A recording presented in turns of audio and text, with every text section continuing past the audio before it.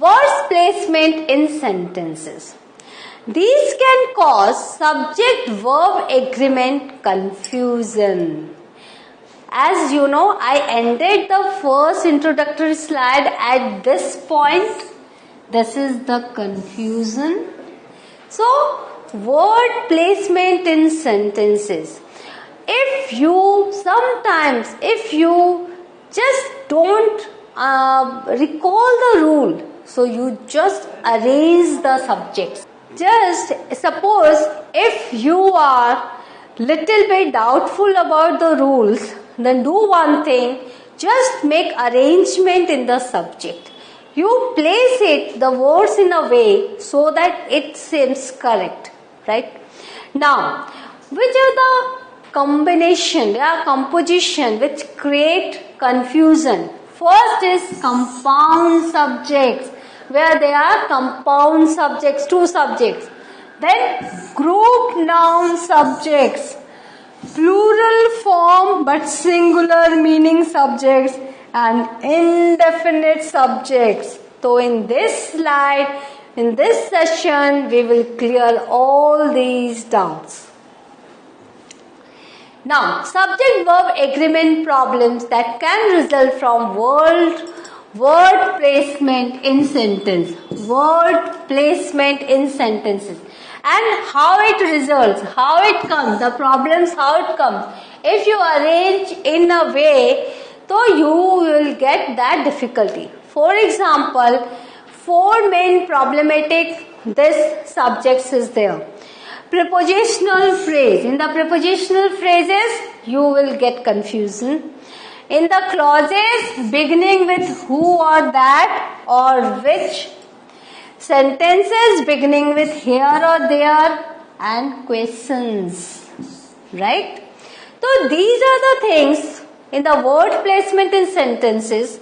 According to prepositional phrases, clauses begin with who or that or which, and sentences begin with there and here, and questions, the confusion starts. So you know the rules, everything. You understand everything.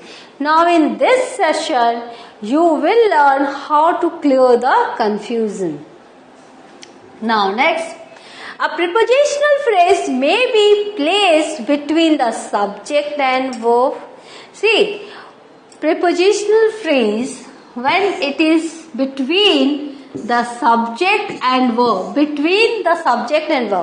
the boy at the door is my cousin. Now, the boy, the door.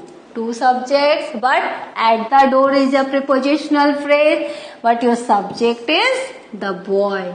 So verb is singular. Prepositional phrase may be placed between the subject and verb at the door. Sometimes a prepositional phrase inserted between the subject and verb makes agreement more difficult. For example, a car with many riders. This is a prepositional phrase.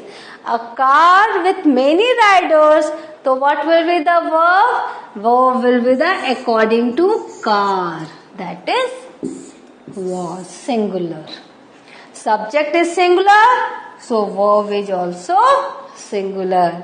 A car with many riders was speeding around the curve. You know, rules are there. Follow the rules. If it is related to the subject, if it is not a part of the subject, if it is not related with the subject, then the singular form according to the rule. And if the plural is there, then plural form, plural verb. In this way, you need to apply the rules again and again and find a real or true subject. Now, solution to the prepositional phrase problem. As you know, problems are there, solutions are also there. Learn the major preposition. What are the major preposition?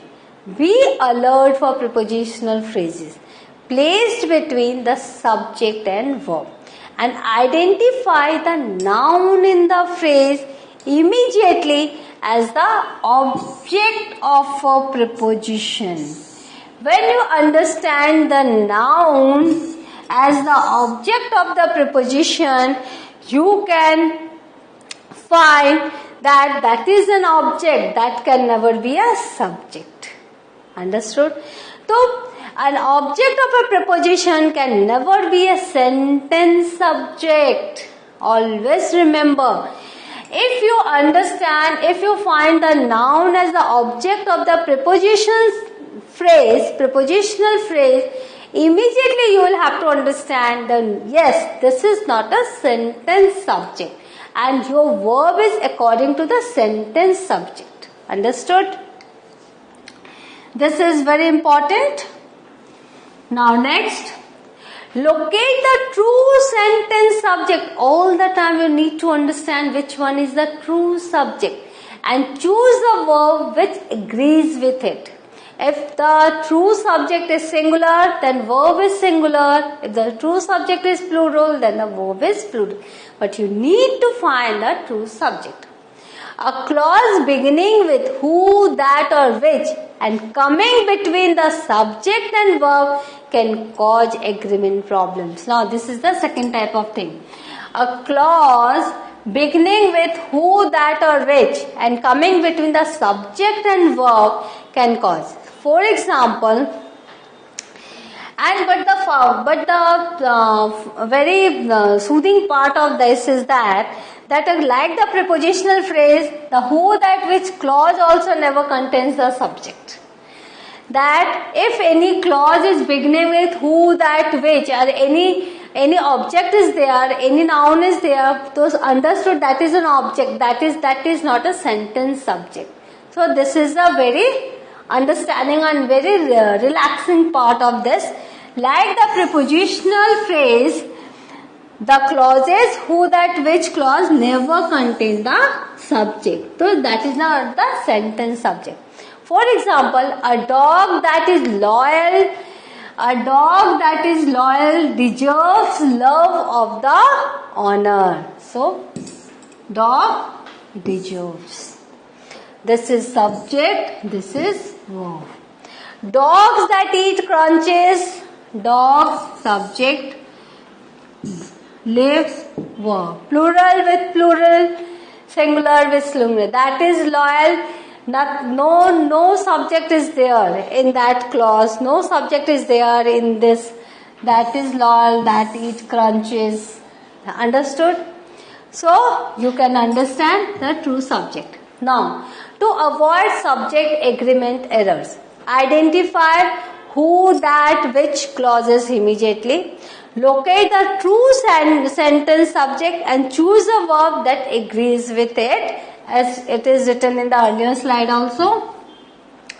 When a sentence begins with there is, there are or here are, the subject and verb are inverted. The inverted, that is opposite. The verb in such construction is obviously, the verb is according to the subject is or are, but the subject does not come before the verb. The subject does not come before the verb because there are many girls. Remember rules here and there. Instead, the subject in this kind of sentence comes after the verb and you will have to look after the verb. For example, see, there is a girl waiting. There is a girl waiting. So, is a girl. So, subject is after the verb, not before the verb. Here are the people whom I have invited. Here are the people whom I have invited. Here are the students. Here are the students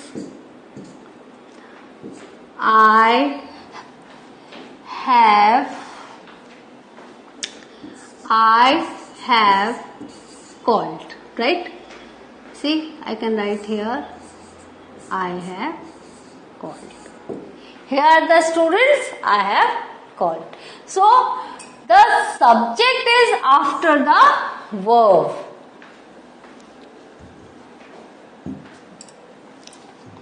Now, instead, the subject in this kind comes after the verb, so you must look for it after the verb. There is a book on the table. See, there is verb is earlier, a book, subject is after the verb. There are students, are verb, students, subject. Look for the subject after the verb and choose a singular or a plural. So, if I give you a sentence like, if there is, see, there, fill in the blanks, a book. So, what you need to write is a book, because according to the subject your verb is. Understood? So, if in the fill in the blanks also, if this portion is not given, verb is not given, only the subject is given, so you will have to put the verb according to the subject.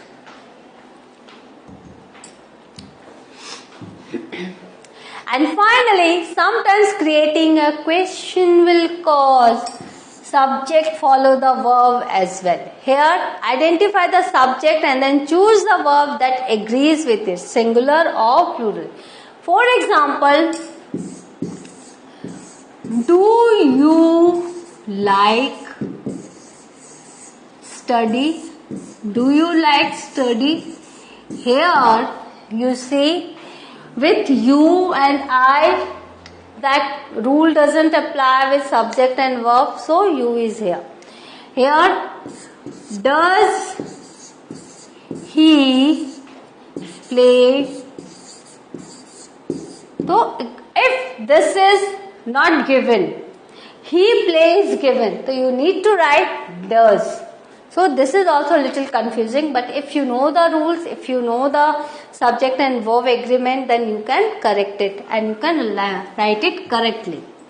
What is the problem? Say after that, verb is earlier, problem is, subject is after. Where are your parents? Verb is here, parents, subject.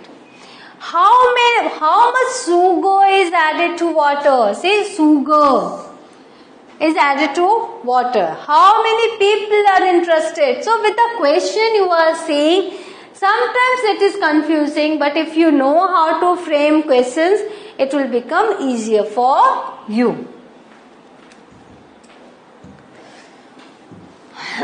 So what have we learned? We have learned the arrangement of the subject and verb so that we can avoid the mistakes, the errors, and we won't get confused.